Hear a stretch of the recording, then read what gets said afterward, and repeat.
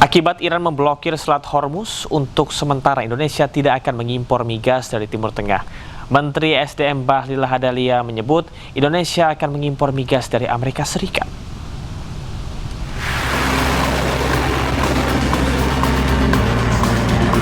Keputusan Iran menutup Selat Hormuz akibat serangan gabungan Amerika Serikat dan Israel membuat harga minyak dan gas alam dunia melonjak.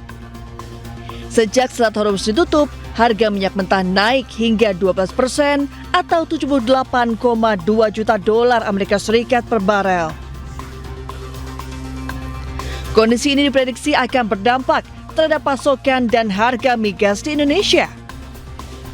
Mengingat selama ini, sebanyak 20 hingga 25% pasokan minyak mentah Indonesia diimpor dari Timur Tengah melewati Selat Hormuz.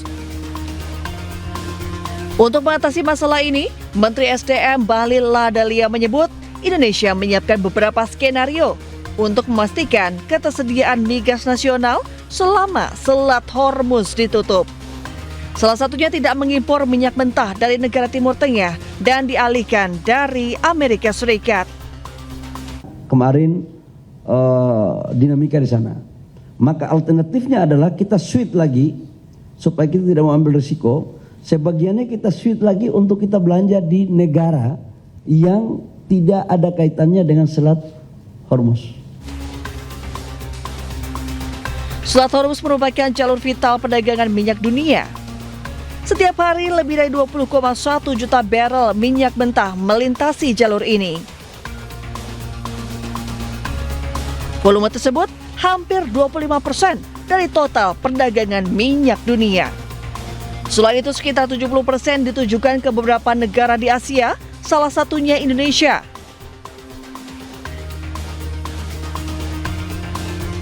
Dampak penutupan Selat Hormuz bisa memicu kenaikan harga migas dunia.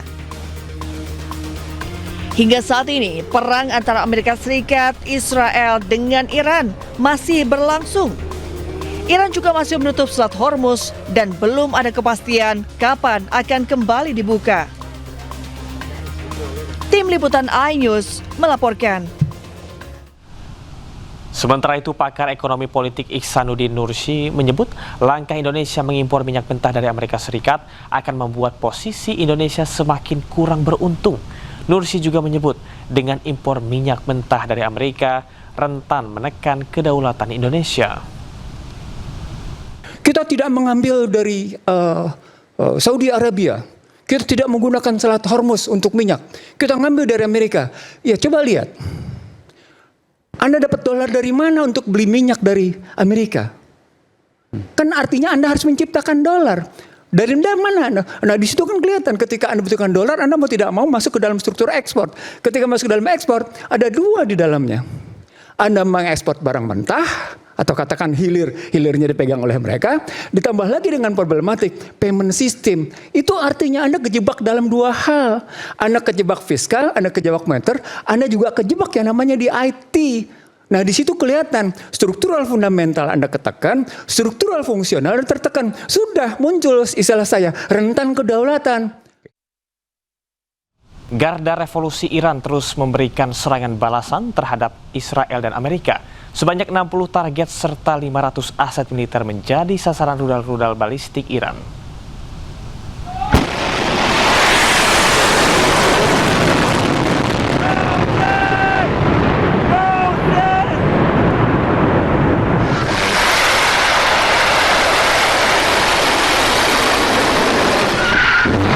Garda Revolusi Iran merilis rekaman peluncuran rudal hipersonik generasi terbaru Fatah 2 sebagai bagian dari operasi True Promise 4 yang merupakan operasi militer balasan terhadap serangan Amerika Serikat dan Israel.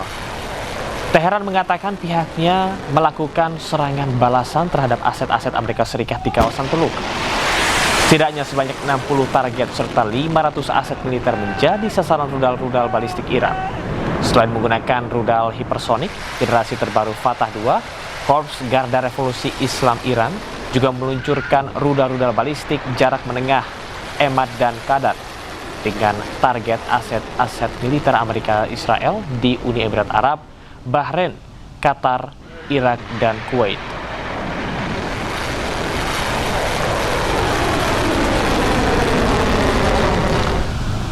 Rudal Iran menghantam pemukiman kota selatan Beersheba. Akibatnya sebanyak 19 orang terluka dan sejumlah rumah warga rusak parah.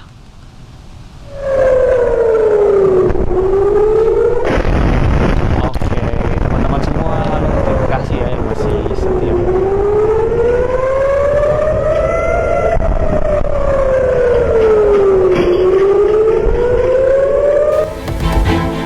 Menteri Luar Negeri Indonesia Sugiono menelpon Menlu Iran untuk memfasilitasi mediasi guna mencegah jatuhnya korban akibat eskalasi konflik di Timur Tengah.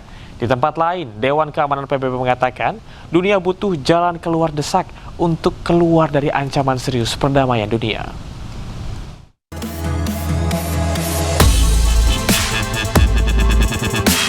Menteri Luar Negeri Indonesia Sugiono dalam akun X resminya mengaku telah menelpon Menlu Iran Abbas Araghchi terkait eskalasi konflik yang meningkat di kawasan Timur Tengah. Menlu Sugiono mengatakan Indonesia siap memfasilitasi mediasi atau dialog untuk mencegah jatuhnya korban yang lebih banyak. Sugiono juga meminta semua pihak untuk menahan diri serta melakukan deeskalasi, menjunjung dialog dan diplomasi agar stabilitas regional kembali terjadi. Di tempat lain, Perserikatan Bangsa-Bangsa atau PBB menyebut dunia membutuhkan jalan keluar yang mendesak. Sekretaris Jenderal PBB mengatakan kepada Dewan Keamanan bahwa konflik yang terjadi di Timur Tengah adalah ancaman serius terhadap perdamaian dan keamanan internasional. We are witnessing a grave threat to international peace and security. Mr. President, third, the region and the world need a way out now. I strongly urge all parties to return immediately to the negotiating table, notably on the Iran nuclear program. Dunia bereaksi keras setelah Amerika Serikat dan Israel melancarkan operasi tempur besar-besaran terhadap Iran sejak Sabtu lalu. Serangan ini memicu kekhawatiran global terhadap stabilitas di Timur Tengah dan tentunya negara-negara lain yang terdampak. Wakil Presiden ke-10 dan ke-12 Republik Indonesia Yusuf Kala menerima kunjungan Duta Besar Iran untuk Indonesia Muhammad Borujerdi di kediamannya di Jakarta Selasa siang.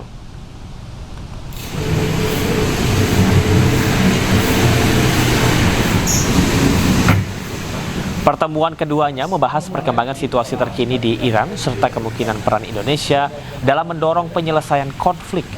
Selain itu, dalam diskusi tersebut, Iran mengharap dukungan dari umat Islam termasuk Indonesia. Yusuf Kala menegaskan masyarakat dan pemerintah Indonesia pada prinsipnya mendukung upaya perdamaian. Situasi yang terakhir yang terjadi di Iran dan juga perlawanan daripada rakyat Iran dan korban yang dicapai baik kebanyakan sipil yang seperti anak sekolah dan sebagainya, dan tentunya mengharapkan dukungan umat Islam, dan saya sampaikan bahwa kita semua umat Islam di Indonesia dan pemerintah Indonesia itu mendukung malah Presiden Prabowo yaitu siap untuk menjadi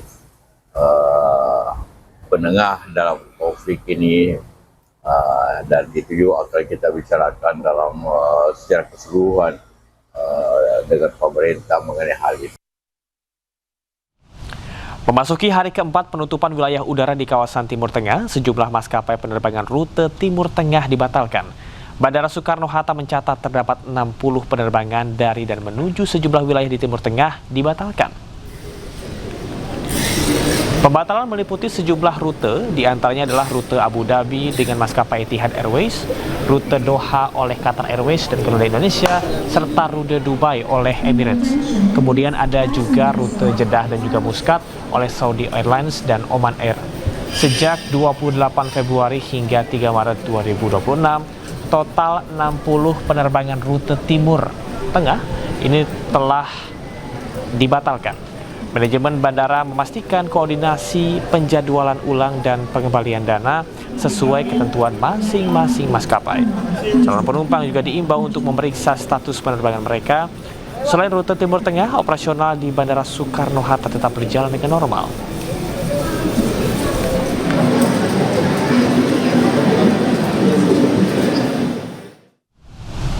Di tengah kebijakan penutupan ruang udara di Timur Tengah, ratusan jamaah umroh akhirnya dapat tiba di tanah air melalui Bandara Soekarno-Hatta. Meski begitu, masih banyak jamaah umroh yang tertahan belum dapat kembali ke tanah air.